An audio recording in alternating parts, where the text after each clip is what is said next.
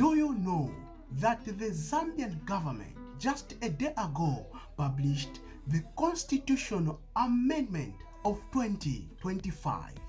The problem I think that us Zambians and Africans at large have is we do not love taking interest in public, national, or political affairs. We leave it for politicians. But as they say, it is either you are infected or affected. We do not want the situation to be like the way it was with the cyber security bill, where it seemed as if people were surprised hearing to say a bill was passed.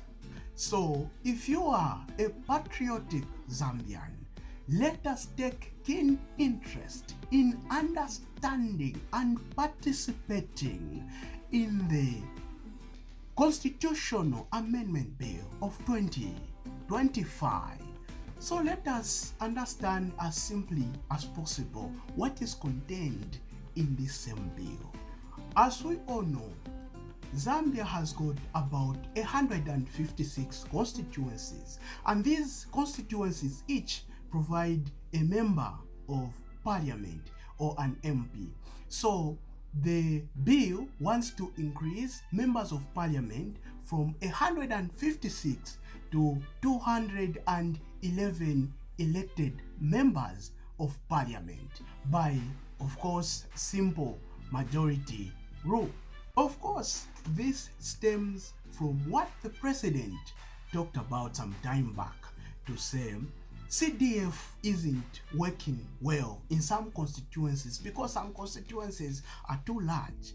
As such, they want to divide these constituencies to ease the work and the working of CDF and members of parliament. But of course, this hasn't come with also with views from the opposition, where they are saying they want to increase the number of members of parliament so as to ease on how laws are going to be passed in parliament.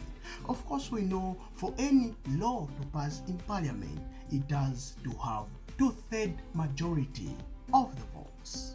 It also seeks to revise the electoral system of the National Assembly to provide for a mixed member proportional representation of women, the youths, and people with disabilities. But of course, some people are saying if the government wants to achieve this, why can't they just appoint this, since the constitution has provided for the president to also appoint members of parliament on top of the 156 members of parliament elected directly to the National Assembly or to parliament.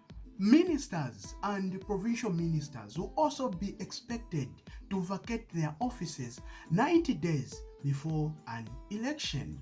Of course, with the thought being that during that time, ministers and provincial ministers misuse the funds and resources of the nation, because that is more like a campaign kind of period.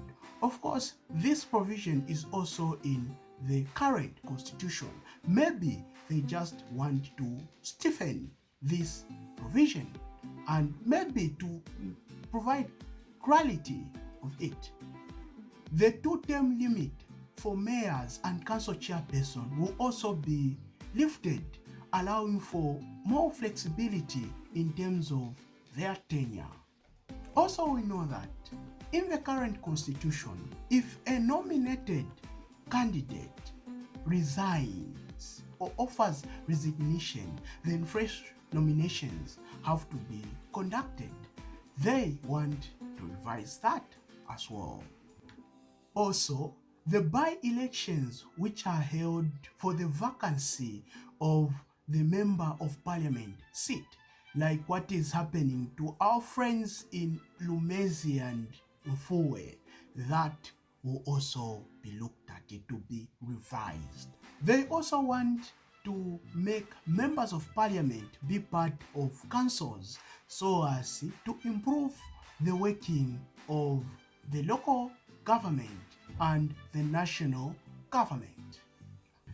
So make sure you go through the draft amendment constitution of 2025.